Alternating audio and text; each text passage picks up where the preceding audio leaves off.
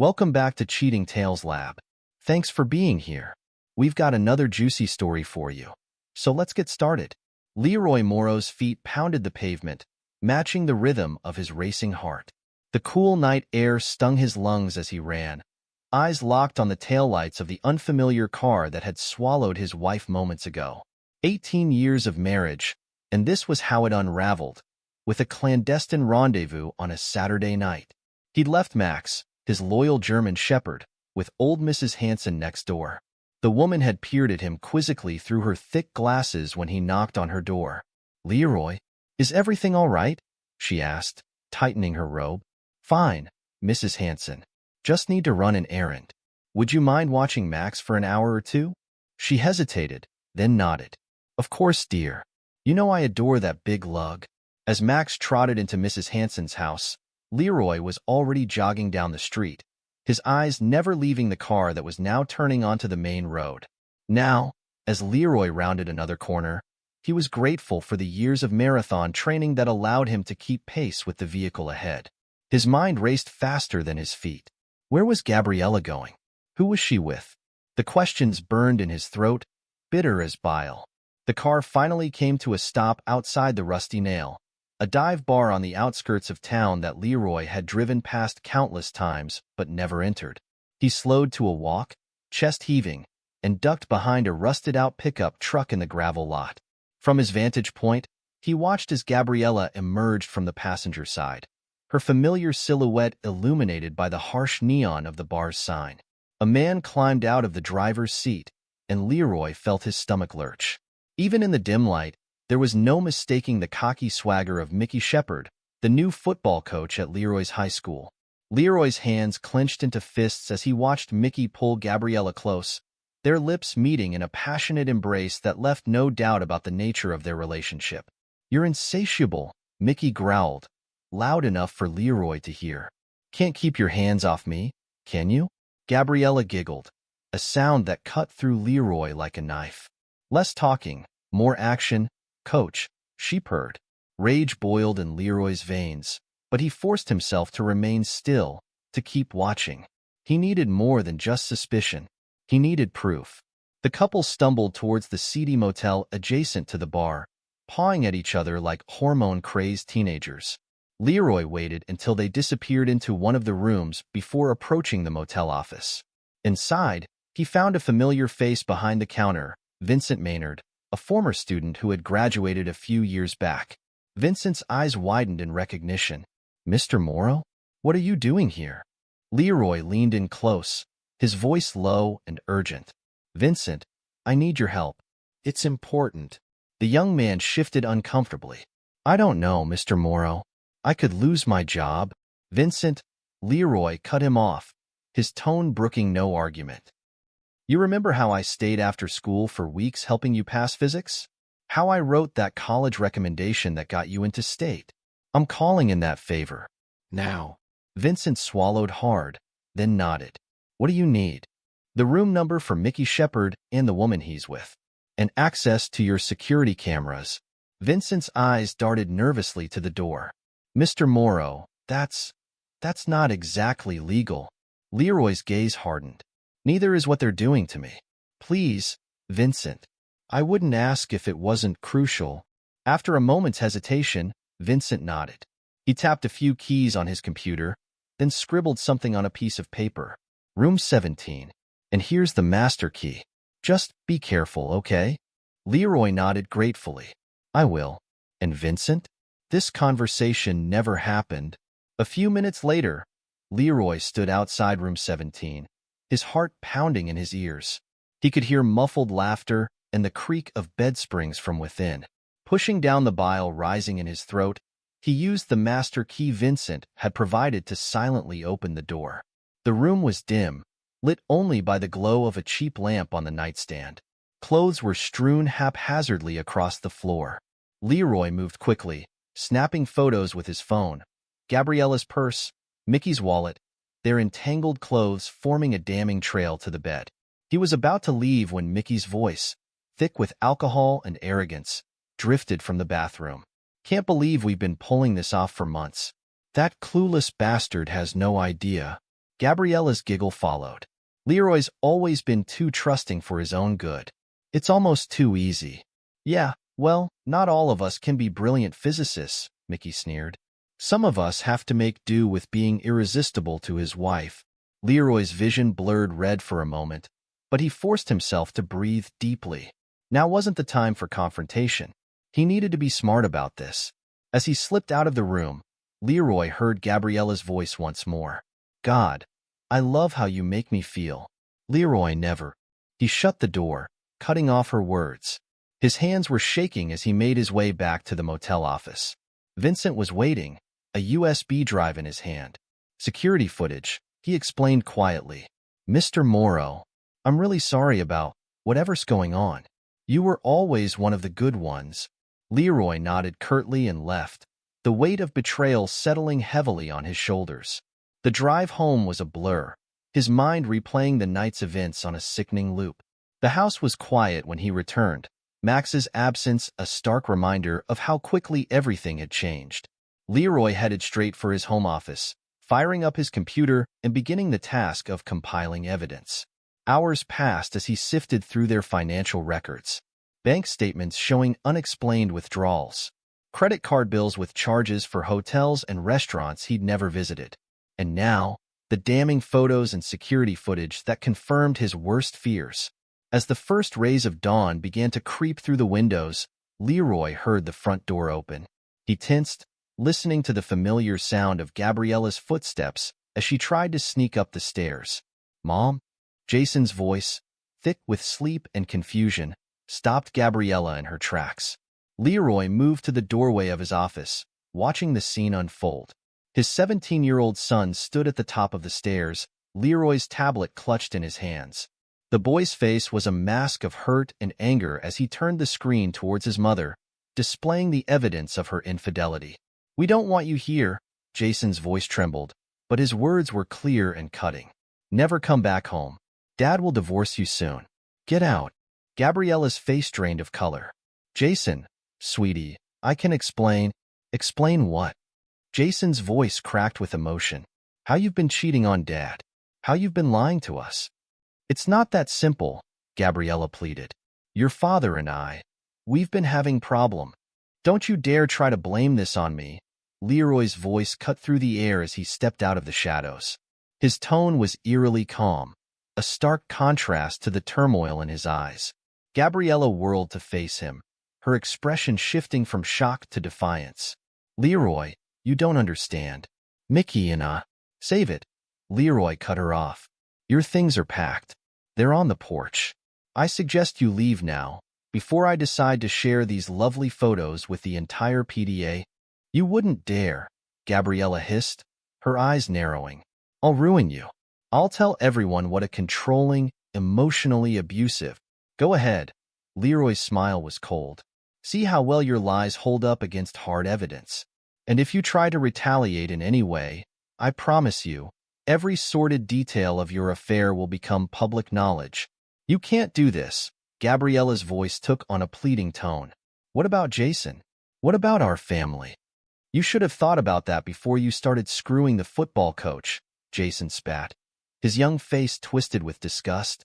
For a moment, Gabriella looked like she might argue further. Then, without another word, she turned and fled down the stairs. The front door slammed behind her, the sound echoing through the suddenly empty house. Jason sagged against the wall, the tablet slipping from his grasp.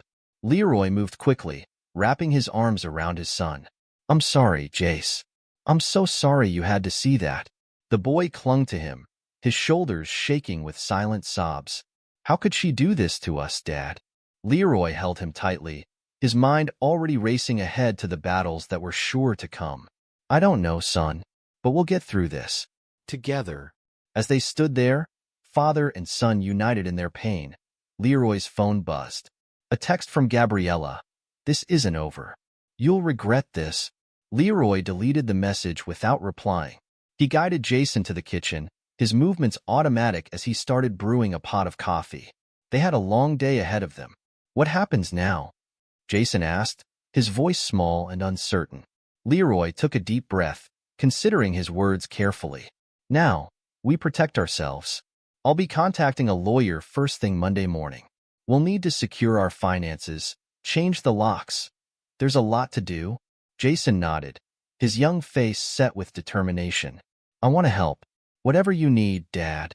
Pride swelled in Leroy's chest, momentarily displacing the pain. Thank you, son. We're going to need to be strong for each other. As the coffee maker gurgled, Leroy's mind raced through the steps ahead. He'd need to inform the school administration, get ahead of any rumors Gabriella or Mickey might try to spread.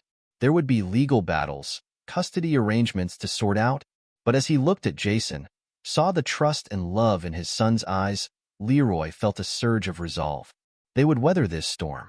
And when the dust settled, Gabriella and Mickey would learn the hard way that they had grossly underestimated Leroy Morrow. The game had changed, and Leroy was ready to play for keeps.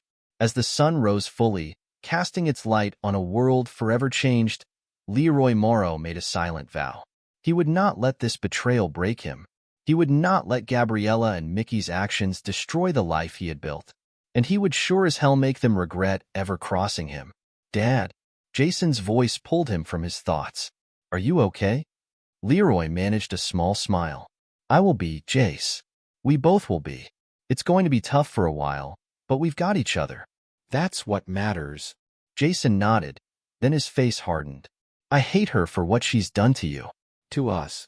I know, son, but don't let that hate consume you. We're better than that. We'll handle this the right way, and we'll come out stronger on the other side. As they sat at the kitchen table, sipping coffee and planning their next moves, Leroy felt a strange sense of calm settle over him. The initial shock and pain were still there, but they were overshadowed by a steely determination. Gabriella had made her choice. Now it was time for Leroy to make his. And he chose to fight. For his dignity, for his son, and for the future they deserved. The betrayal had blindsided him, but Leroy Morrow was far from defeated. In fact, he was just getting started. Monday morning arrived with a sense of foreboding. Leroy Morrow stood in front of his bedroom mirror, adjusting his tie with steady hands that belied the turmoil within. The events of the weekend felt like a distant nightmare, but the empty bed behind him was a stark reminder of his new reality. As he drove to Oak Ridge High, Leroy's mind raced through potential scenarios. He knew confronting Mickey Shepard was inevitable, but he was determined to maintain control. The last thing he needed was to give that smug bastard any ammunition. The teacher's lounge was abuzz with the usual Monday morning chatter when Leroy entered. A few colleagues shot him curious glances, no doubt sensing the tension radiating off him. He poured himself a cup of coffee, pointedly ignoring the corner where Mickey usually held court with his sycophantic admirers. Well, if it isn't the brilliant Mr. Morrow. Leroy turned slowly, coming face to face with Mickey Shepard's cocky grin. The football coach leaned against the counter, his muscled arms folded across his chest. Heard you've been having some trouble at home, Mickey continued, his voice dripping with false concern. Real shame. Hope everything works out for you. Leroy took a sip of his coffee, his expression neutral. I appreciate your concern, Mickey, but I think you should be more worried about your own future. Mickey's grin faltered for a moment before returning full force. Is that a threat, Morrow? Because I gotta say, coming from a scrawny little physics nerd, it's not very intimidating. In one fluid motion, Mickey closed the distance between them, using his larger frame to loom over Leroy. Maybe you should stick to your equations and leave the real men's business to guys like me. The lounge had gone silent, all eyes on the confrontation. Leroy set his coffee cup down with deliberate calm. You know, Mickey, there's an interesting principle in physics called leverage. It states that even a small force, applied correctly, can overcome a much larger one. Mickey's brow furrowed in confusion. What the hell are you? His words were cut off as Leroy moved with lightning speed. In a series of precise movements, he grabbed Mickey's wrist, twisted, and used the larger man's momentum against him. Before anyone could blink, Mickey was face down on the floor, his arm painfully wrenched behind his back. You see, Leroy continued conversationally, it's all about applying pressure to the right points. A concept you might want to familiarize yourself with, both on and off the field. The lounge erupted in shocked murmurs. Mickey struggled. his face red with exertion and humiliation. "Get off me, you psycho. I'll have your job for this." "Mr. Morrow. Mr. Shepard. My office now." Principal Chris Sullivan's voice cut through the chaos. Leroy released Mickey, stepping back as the coach scrambled to his feet. "This isn't over," Mickey hissed, rubbing his sore arm. Leroy met his glare evenly. "Oh, I think it is." In Sullivan's office, Mickey launched into a tirade before the door had fully closed. "Did you see what that maniac did to me? I want him fired, suspended, arrested." Sullivan held up a hand, silencing him. "Enough, Mickey." "Leroy, care to explain what happened?" Leroy nodded, his demeanor calm and professional. "Certainly, Chris. But before I do, there's something you need to see." He pulled out a USB drive and handed it to the principal. "This contains security footage from the Rusty Nail Motel, taken this past Saturday night. It shows Coach Shepard engaging in inappropriate behavior with my wife." Mickey's face drained of color. "You're bluffing. There's no way." "I assure you, it's quite real." Leroy cut him off. "Along with credit card receipts, text messages, and eyewitness accounts from several of our students who've seen you two together." Sullivan's expression hardened as he plugged in the drive and watched the footage.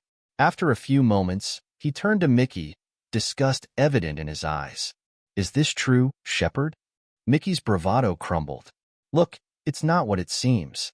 We're both consenting adults and—" "Save it," Sullivan snapped.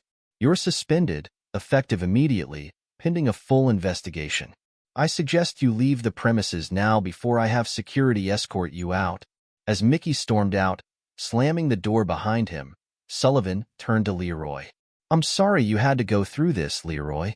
We'll handle the situation discreetly." Leroy nodded, feeling a weight lift from his shoulders. "Thank you, Chris. I appreciate your understanding."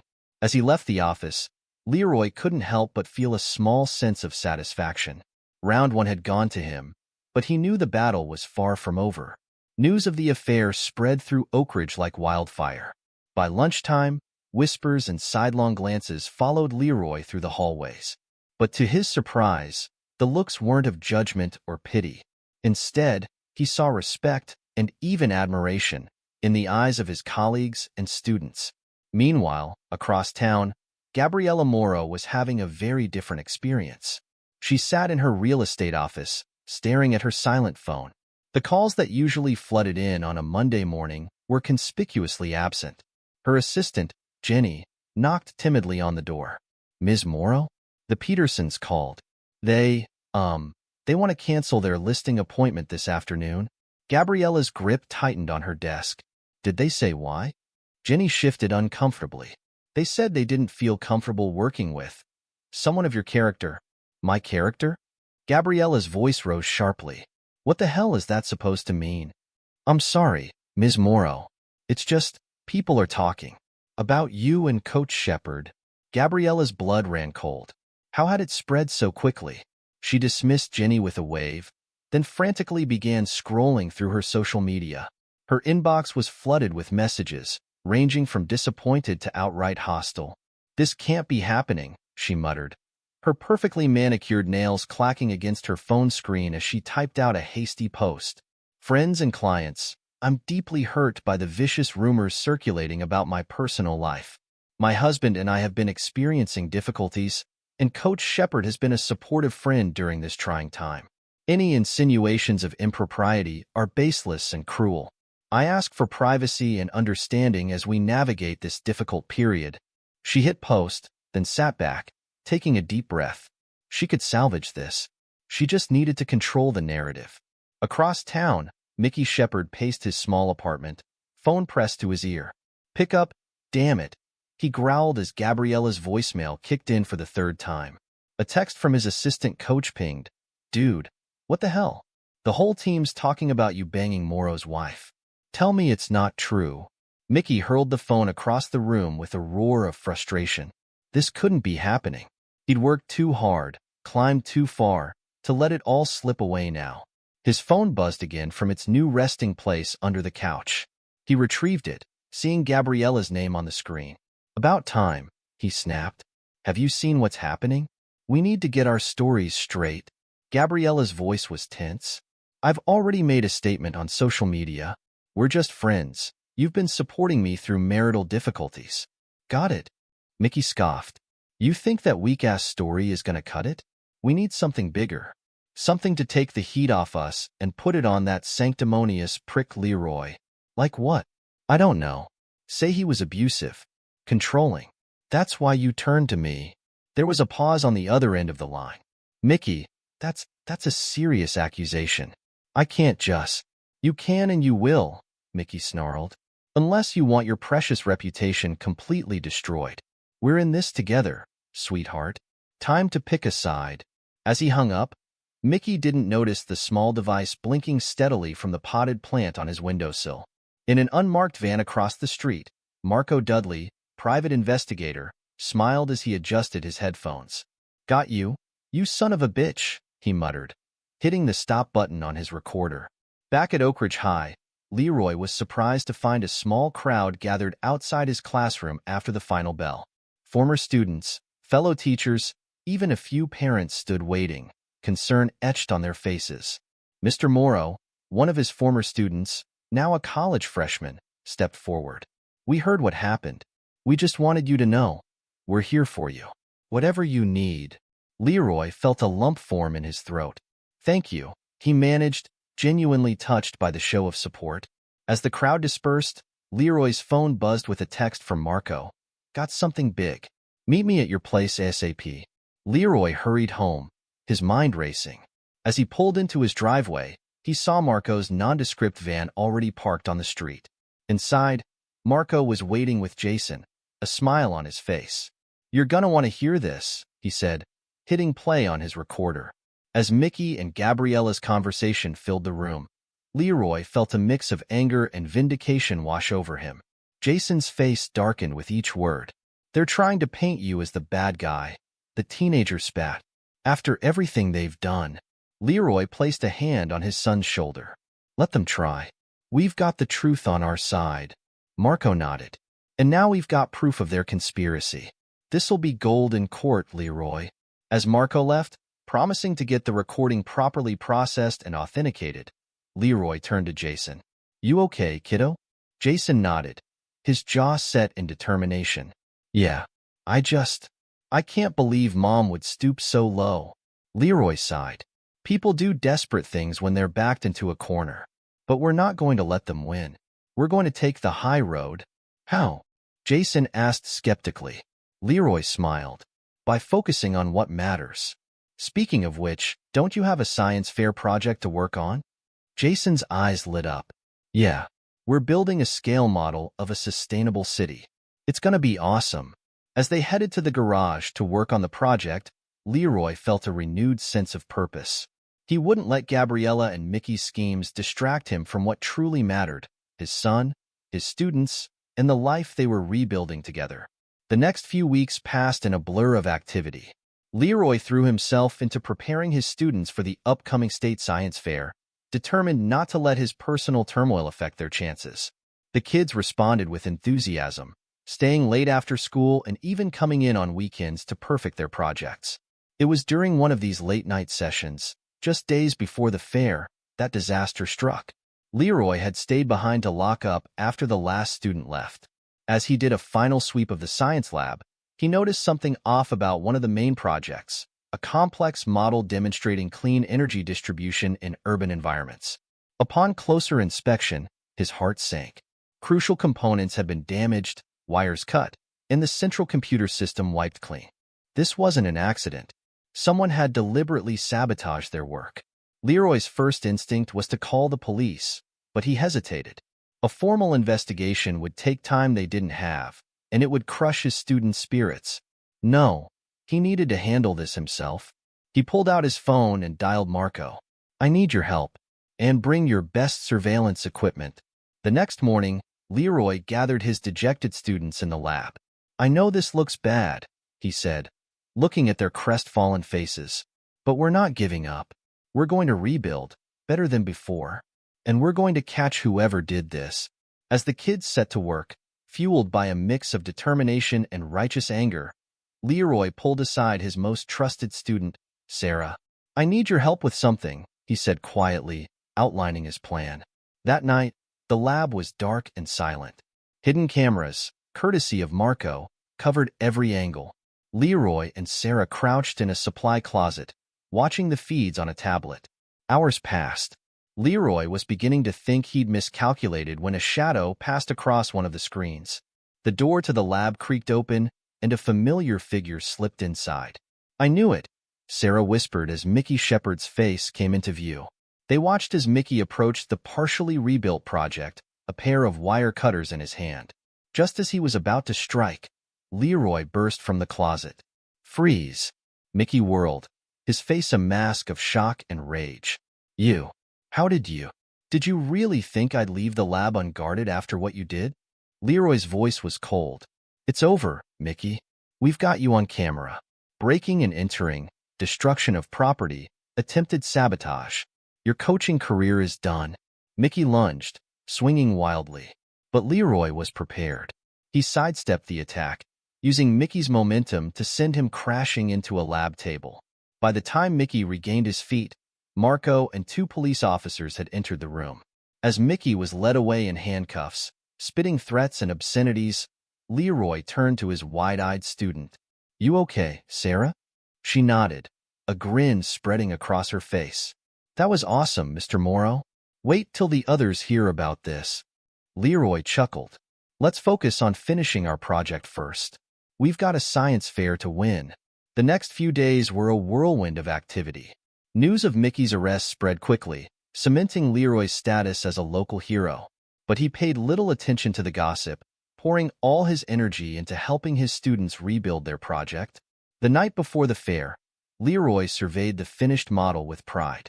It wasn't just as good as the original, it was better. His students had taken the setback as a challenge, innovating and improving at every step. "We did it, Mr. Morrow," Jason said, clapping his father on the back. "We actually did it." Leroy smiled, feeling a warmth in his chest that had nothing to do with the late hour or the coffee they'd been mainlining. "No, son. You did it. All of you. I just provided the coffee and moral support." The state science fair was a blur of nervous energy and last-minute adjustments.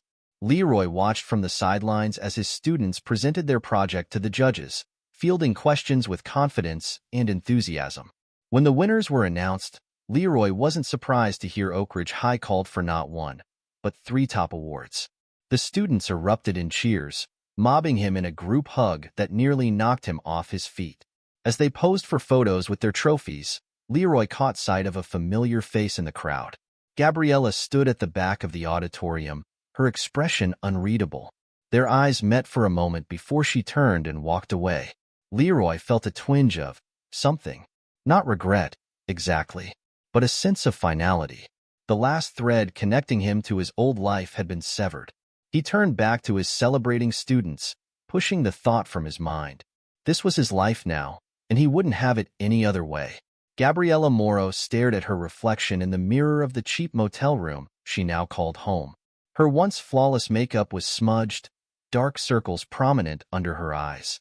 How had it come to this? Next to her, Mickey Shepard sprawled on the unmade bed, flipping through channels on the ancient TV. "Would you stop primping already? We've got work to do." Gabriella's lip curled in disgust. The initial thrill of their affair had long since faded, leaving behind only bitterness and desperation. "And what brilliant plan have you cooked up this time, Mickey? Your last one worked out so well." Mickey sat up, his eyes narrowing.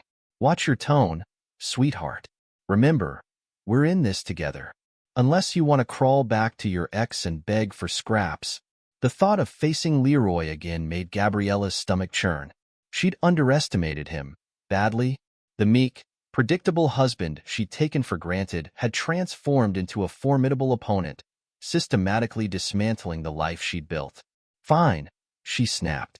"What's the plan?" Mickey's grin was all predator. "We're going to hit him where it hurts. His precious reputation." As Mickey outlined his scheme, Gabriella felt a flicker of doubt. Fabricating evidence of abuse seemed like a dangerous gamble. But what choice did she have? Her real estate business was in shambles, her social circle had abandoned her, and the divorce proceedings were not going in her favor. "It'll work," Mickey assured her, mistaking her silence for hesitation. "Trust me. Once we're done, Leroy Morrow won't know what hit him." Across town, in a sleek office overlooking Main Street, Leroy sat across from his lawyer, Melody Hancock.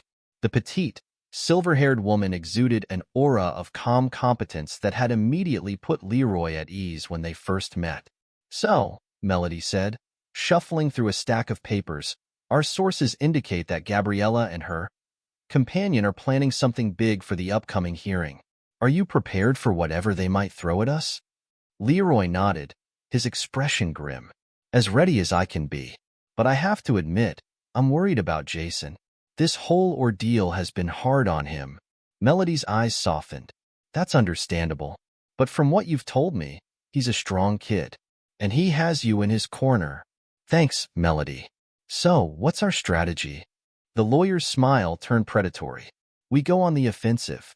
I've compiled a comprehensive record of Gabriella's infidelity, financial misconduct, and recent attempts at sabotage. By the time I'm done, the judge will see exactly who the real victim is in this situation."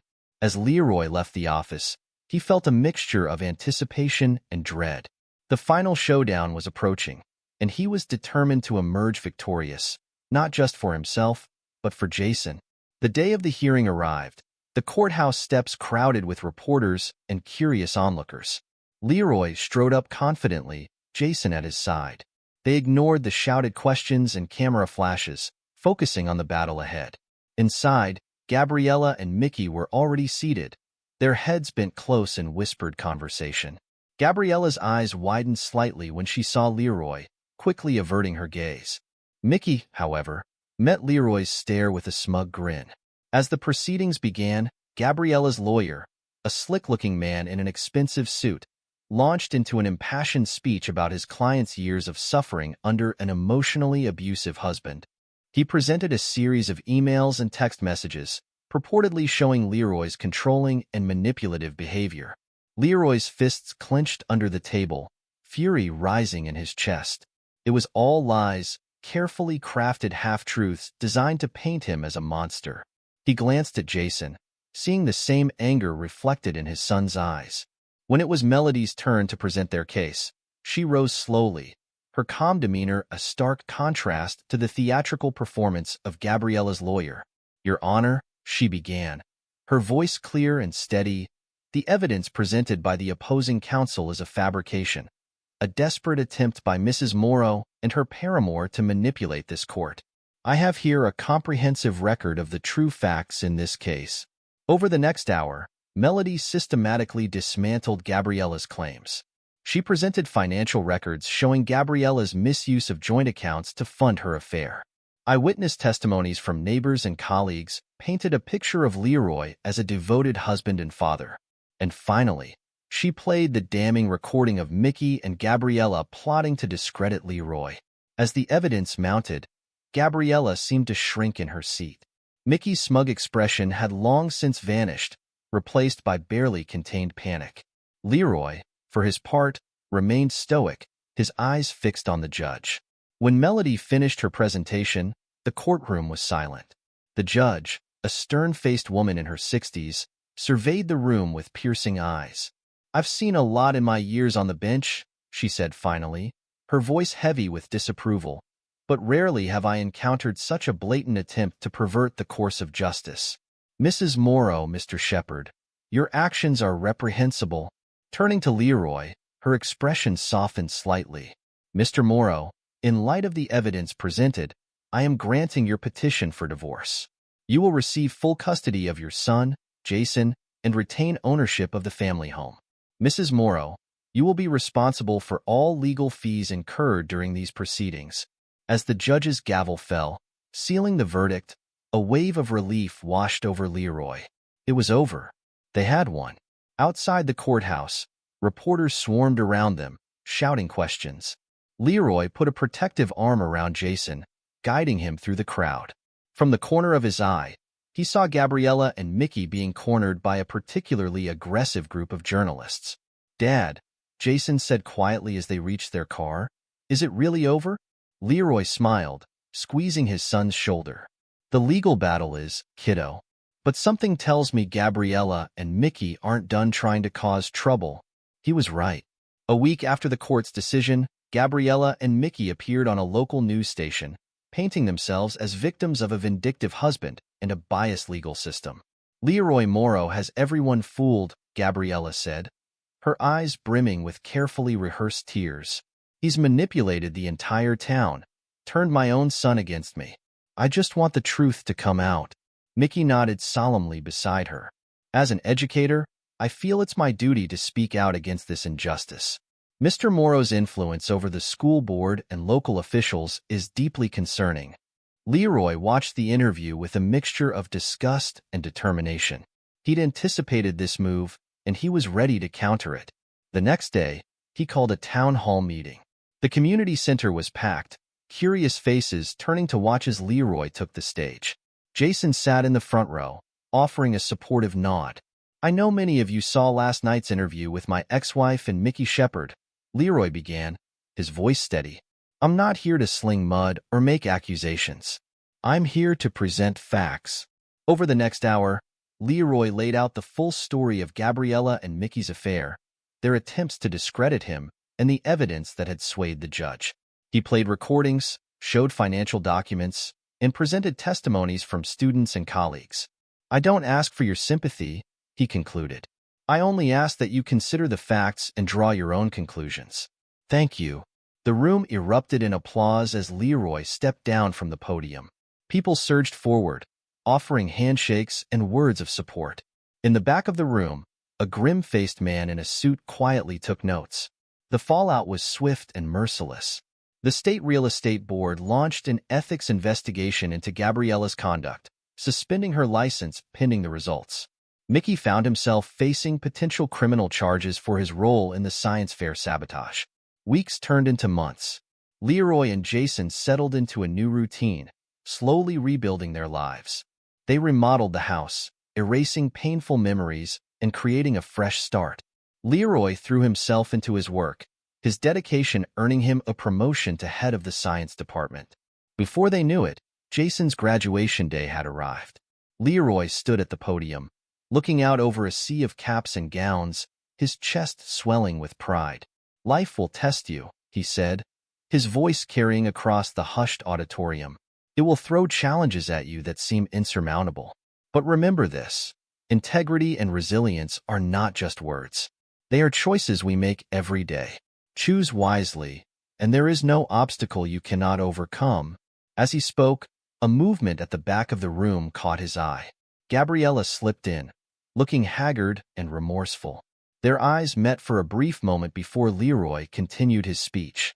After the ceremony, as families and friends mingled on the lawn, Gabriella approached hesitantly. Leroy, Jason, I don't know what to say. Leroy's expression remained neutral.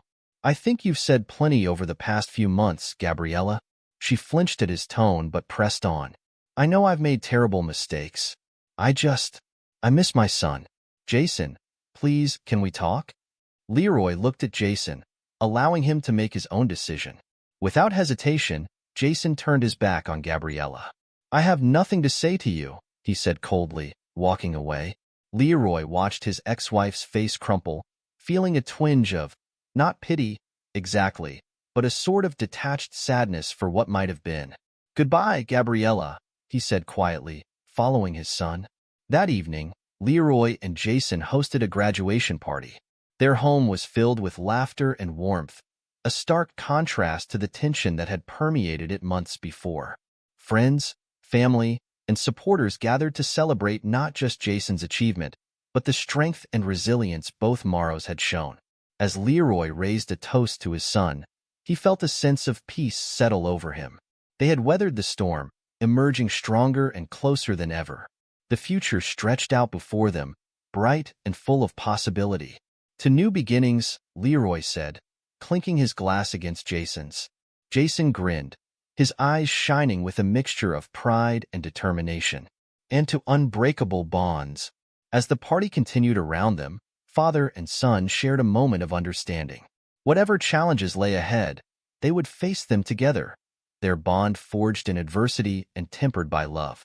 The night wore on, filled with music, laughter, and the warmth of true friendship.